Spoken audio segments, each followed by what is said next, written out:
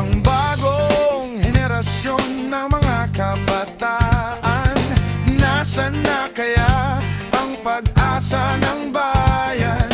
Wari nilukob ng panghihinayang, tila inanod na ng mundong makasalanan.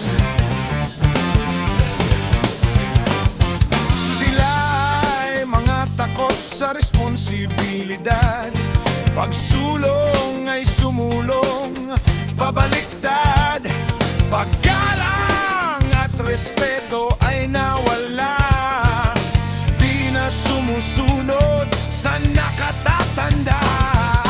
Nasaan na nga ba ang mga kabataan? Minsan tinawag na pag-asa ng bayan. Nilamon na nga sila ng sistema nitong mundong ganit at maimpluwensya. Kilos kabataan, tayo ay tumayo sa pagkadapa, tumindig, bumangon. Oras ay mahalaga, ito'y gamitin ng tama. Tayo ay mahalaga sa pagunlad ng bansa.